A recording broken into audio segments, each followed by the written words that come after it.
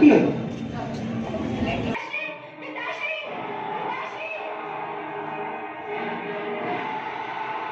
कौन हो तुम? यहाँ किस लिए आए हो?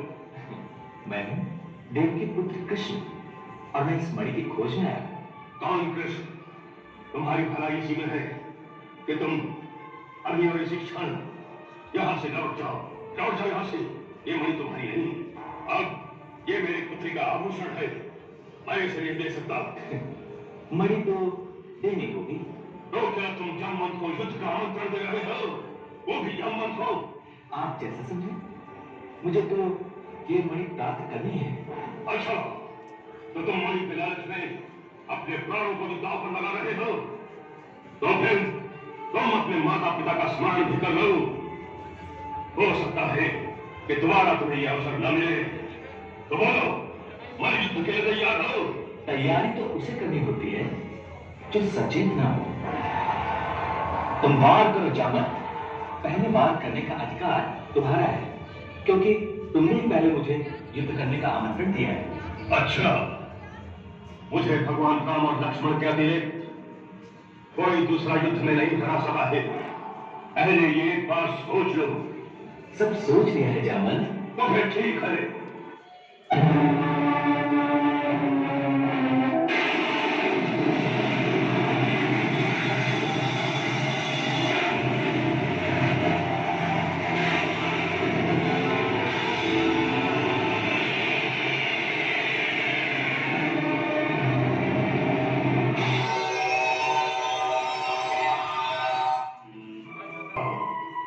कौन हो तुम? कह तो गया, देव के पुत्र कृष्ण। परंतु दाशरथी भगवान राम ने मुझसे त्रेता युग में कहा था कि मेरी प्रतीक्षा करना, मैं तुम्हें फिर दर्शन दूंगा। और मैं आज तक उन्हीं की प्रतीक्षा कर रहा हूं। परंतु वो तो बोले थे कि मैं वासुदेव बनकर तुमसे मिलने आऊंगा। तुम तो कृष्ण हो। ये कैसे संभव है? कैसे संभव है ये? राम असत्य कैसे कह सकते हैं? वासुदेव कौन है? मैं वासुदेव हूँ।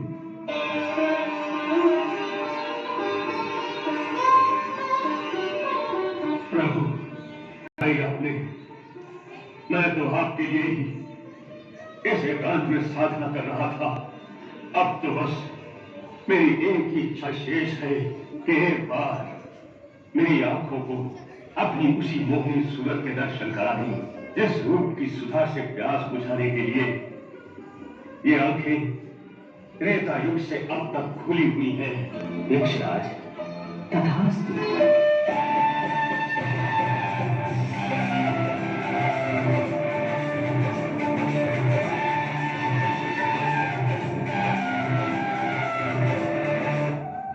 उठो जामवंत, तुम्हारी साधना पूरी हुई।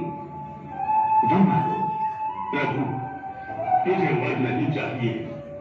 मुझे तो एक ऐसा वर चाहिए जो मेरी पुत्री जामवंती का वरण कर सके। इसलिए मैं अपनी पुत्री जामवंती के लिए आपको मांगता हूं प्रभु। यक्षराज, तथास्तु।